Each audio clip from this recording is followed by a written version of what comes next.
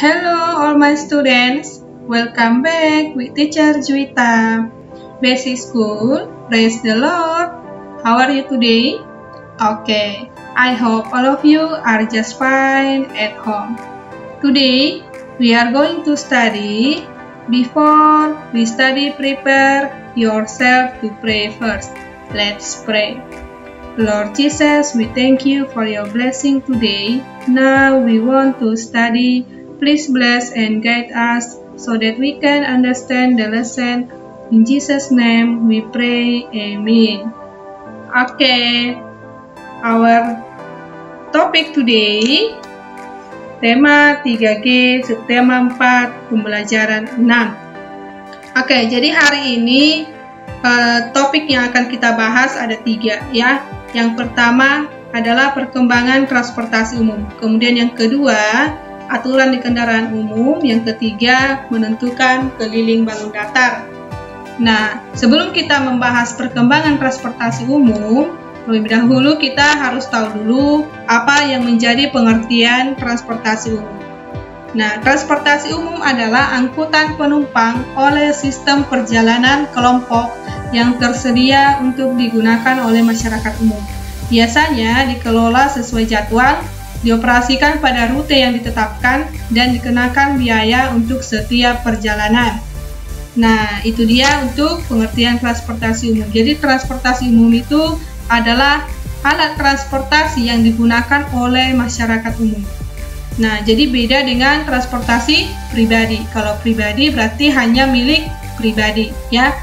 Kalau transportasi umum berarti seluruh masyarakat umum boleh menggunakan alat transportasi tersebut, baik itu darat, laut maupun udara. Nah, jadi alat transportasi yang akan kita bicarakan di sini adalah alat transportasi di darat, ya. Oke, sekarang kita akan melihat perkembangan transportasi umum khususnya di darat. Nah, jadi pada zaman dahulu masyarakat umum menggunakan alat transportasi ini. Ya, jadi alat transportasi ini belum memiliki mesin, ya. Tapi alat transportasi ini masih menggunakan tenaga kuda, ya, atau tenaga hewan. Nah, ini dia. Nah, kira-kira ada yang tahu ini alat transportasi apa? Iya, ini namanya adalah delman, ya. Iya, oke. Nah, jadi ini namanya delman. Delman ini pada zaman dahulu digunakan untuk mengangkut penumpang, ya, yang akan bepergian. Nah, kalau sekarang delman ini sudah sulit ditemukan sebagai alat transportasi, ya, tapi masih ada kita bisa temukan yaitu sebagai transportasi wisata, ya. Kalau ada misalnya di tempat wisata untuk keliling-keliling di sekitarnya ada yang menggunakan delman ini. Tapi kalau untuk transportasi umum itu sudah jarang ditemukan untuk saat ini. Nah, kemudian alat transportasi ini berkembang, muncullah sekarang namanya beca, ya. Nah, setelah dahulu menggunakan delman, sekarang muncul alat transportasi beca, ya. Beca ini sudah menggunakan bantuan sebuah kendaraan, ya, tapi kendaraannya tidak memiliki mesin, ya. Jadi harus menggunakan tenaga manusia untuk mengendarai beca ini.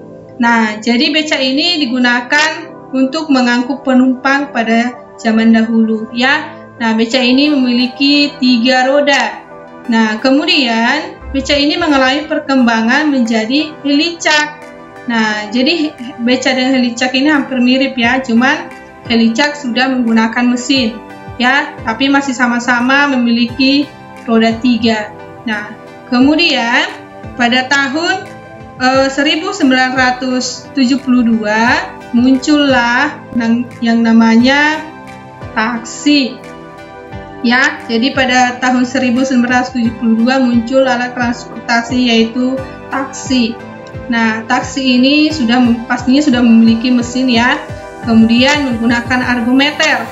Nah, kemudian taksi ini juga dapat menentukan tujuan penumpang ya, tujuan penumpang dan juga rute perjalanan sendiri ya. Jadi penumpang itu boleh menentukan tujuannya mau kemana atau rute perjalanannya mau kemana, itu dia. Nah, kemudian alat transportasi ini mengalami perkembangan. Nah, ada yang tahu ini apa? Nah, jadi ini namanya adalah bemo ya. Bemo ini biasanya digunakan di kota-kota besar, misalnya di Jakarta ya. Nah, tapi untuk saat ini sudah jarang ditemukan alat transportasi ini ya. Jadi bemo ini adalah alat transportasi yang memiliki roda 3 ya. Nah, kemudian pada zaman dahulu juga ada yang namanya oplet ya. Nah, beda bemo dengan oplet. Kalau oplet itu sudah mempunyai roda 4 ya, itu dia. Nah, kemudian seiring berjalannya waktu, alat transportasi berkembang menjadi angkot. Nah, atau singkatannya adalah angkutan kota. Nah, jadi transportasi ini digunakan untuk menampung penumpang ya. Alat transportasi yang biasa digunakan oleh masyarakat umum ya untuk bepergian. Nah, jadi ini bisa kita temukan misalnya di Kota Batam ya, ada namanya angkot ini ya. Atau di Jakarta juga banyak angkot ya, atau angkutan kota. Nah, jadi alat transportasi ini mengangkut penumpang lebih banyak dengan rute tertentu ya. Jadi ada rutenya ya. Nah, misalnya rutenya dari sini sampai sini, itu dia. Jadi ada rute tertentu dari angkutan kota ini. Nah, jadi kemudian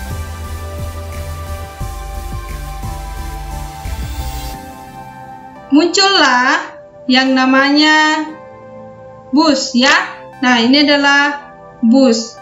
Kalau di Batam namanya Trans Batam ya. Jadi alat transportasi ini digunakan untuk mengangkut penumpang ya dalam jumlah banyak ya. Karena bus ini bentuknya lumayan panjang ya. Jadi dapat mengangkut penumpang yang banyak. Nah, jadi bus ini juga dapat mengatasi kemacetan ya. Nah, jadi kalau kita menggunakan bus ini, berarti kita mengurangi penggunaan alat transportasi ya. Jadi walaupun kita mempunyai transportasi pribadi ya, kalau bisa kita harus menggunakan alat transportasi umum supaya mengurangi kemacetan dan juga polusi udara. Nah, jadi di Batam ada namanya Trans Batam ya. Trans Batam ini juga mempunyai rute ya. Ya, ada rute tertentu yang dilalui oleh Trans Batam. Nah, jadi di Jakarta juga ada bus namanya Transjakarta ya. Jadi di Jakarta terdapat bus namanya adalah Transjakarta ya. Jadi Transjakarta juga digunakan untuk mengurangi kemacetan ya. Nah, itu dia. Nah, jadi pada zaman sekarang alat transportasi umum yang paling modern adalah ini dia.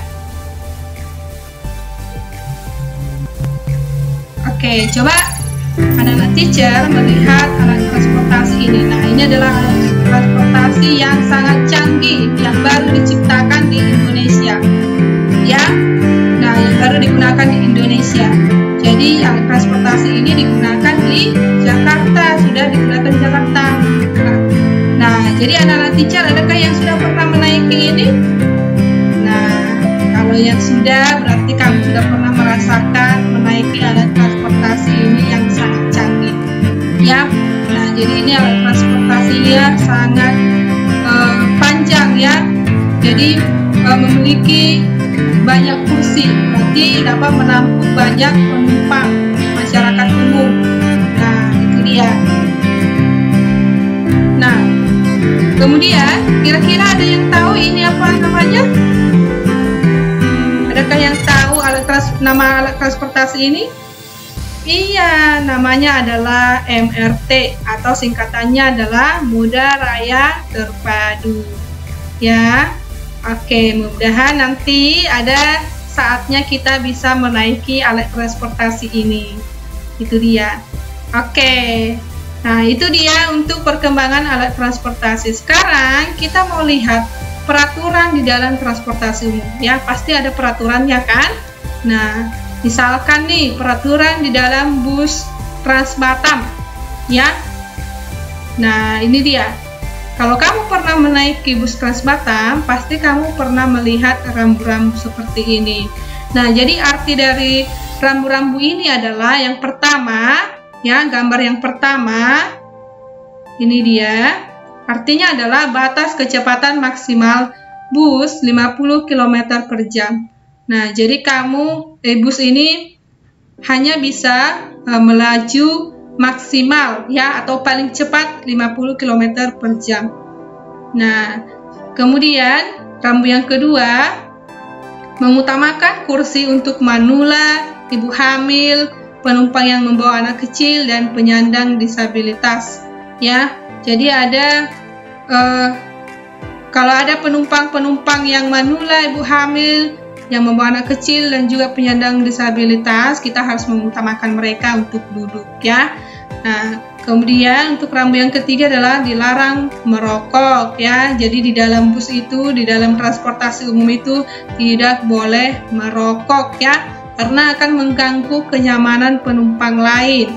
Oke, kemudian untuk rambu yang keempat adalah dilarang makan dan minum. Nah, ini dia untuk peraturan-peraturan yang sudah dibuatkan di transportasi umum, di dalam transportasi umum. Nah, jadi di transportasi lain juga sama, ya. Sama, peraturannya hampir sama, ya. Itu dia. Nah, kemudian ada hal-hal yang harus kita perhatikan saat menggunakan transportasi umum, ya. Nah, jadi kalau kita menggunakan transportasi umum, ada yang harus kita perhatikan. Yang pertama adalah wajib antri dengan tertib.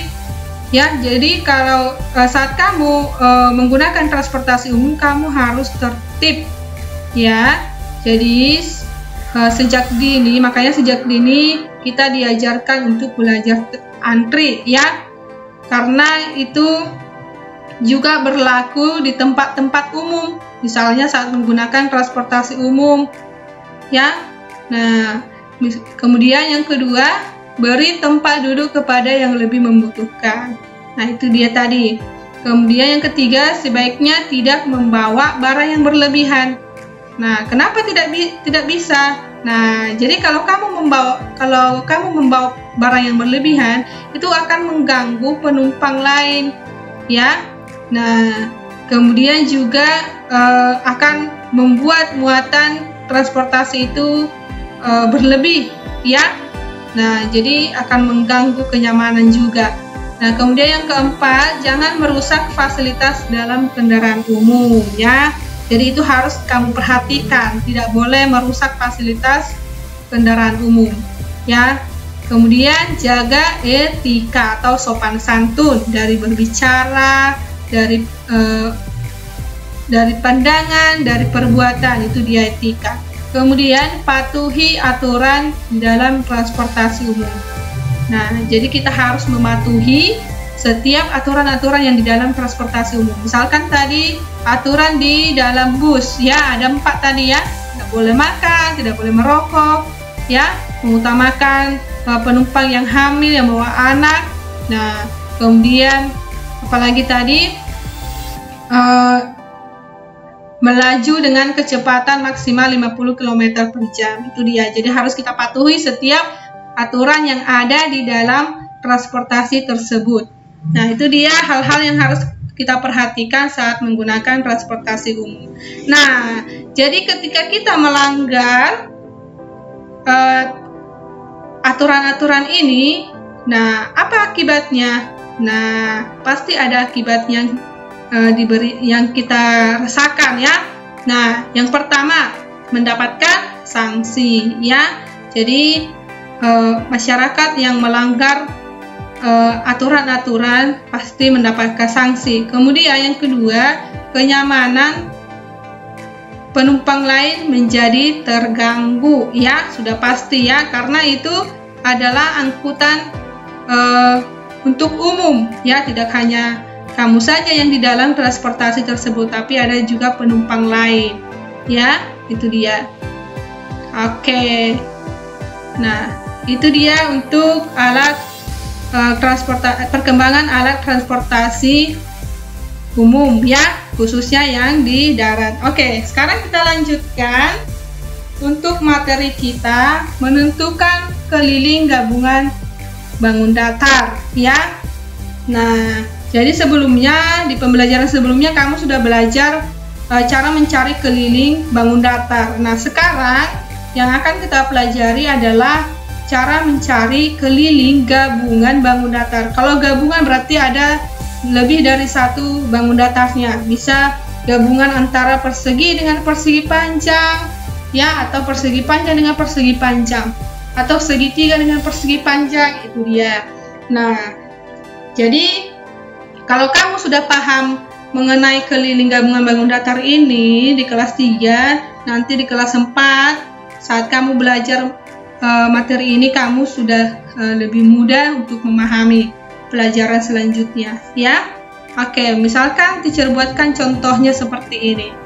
Tentukan keliling bangun di bawah ini. Nah, misalkan gambar bangun datarnya adalah ini ya. Ini gabungan bangun datar persegi panjang dengan persegi panjang ya. Nah, jadi ada hal yang harus kamu perhatikan. Nah, misalkan teacher buatkan seperti ini. Nah, yang pertama, lihat setiap sisi yang diketahui. Ya, ini tadi sudah teacher buatkan, ini belum diketahui ya, yang teacher warna ya.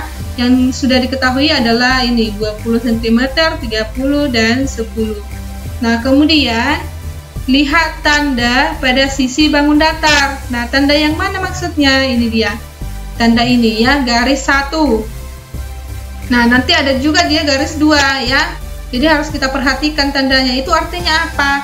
Nah, artinya adalah bahwa panjang sisi ini sama dengan panjang sisi ini. Ya.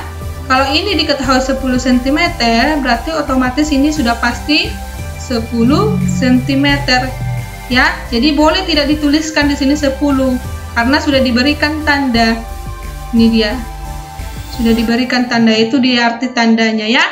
Nah, kemudian yang ketiga, cari panjang sisi yang belum diketahui. Nah, jadi sekarang kita akan mencari panjang sisi yang belum diketahui. Lihat, yang belum diketahui kan ini, yang teacher buatkan garis merah dan garis biru. Nah, untuk garis biru, nah ini belum diketahui. Ya, nah jadi kita mencari dari sisi yang sudah diketahui. Nah, sekarang kita lihat untuk sisi yang paling panjangnya, ini dia. Nah, ini berapa? Ini 30 ya. Nah, jika ini 30 cm, berapakah panjang sisi ini? Nah, itu dia. Berarti kita cari dari, nah, berarti 30 dikurang, nah, berarti ini berapa? Yang ini berapa? Ya kan? Jika dari sini sampai sini 30, berarti ini di sini berapa? Berarti 30 dikurang ini. Nah, ini berapa? Nah, itu bisa kita lihat dari sini. Jika ini 10, berarti ini berapa? Ini kan sama-sama ini, panjang sisi ini dengan ini adalah sama. Berarti ini 10, ini juga 10. Nah, itu dia. Oke, berarti 30 dikurang 10 sama dengan 20 cm. Kemudian, untuk panjang sisi ini yang garis merah. Nah, lihat. Yang sudah diketahui, jika panjang sisi ini adalah 20 cm, berarti panjang sisi ini adalah, nah berarti 20 dikurang 10. 10-nya dari mana? Lihat ini. Nah, panjang sisi ini dengan ini kan sama kan? Nah, berarti itu adalah 10 cm. Ini adalah 10 cm. Nanti 20 dikurang 10 sama dengan 10 cm. Berarti panjang sisi yang garis merah ini adalah 10 cm. Maka keliling gabungan bangun datar ini sama dengan 20 ditambah 30 tambah 10 tambah 20 tambah 10 tambah 10 sama dengan 100 cm. Nah, begitu dia. Jadi kalau kita ingin mencari panjang sisi yang belum diketahui, itu bisa kita kurangkan ya dari panjang sisi yang sudah diketahui ya. Nah, jadi kemudian juga kita harus melihat tanda yang digunakan apabila ada tandanya ya. Kalau tidak ada tandanya jangan dipaksakan ya. Jadi kalau ada saja tandanya yang dibuatkan di soal tersebut. Kalau ada tandanya berarti itu sama dengan sisi yang sudah diketahui. Itu dia. Oke, sekian pembelajaran kita hari ini. Untuk latihannya kamu boleh kerjakan halaman 119 ya dari buku tematik kamu. Oke, thank you for watching. God bless us.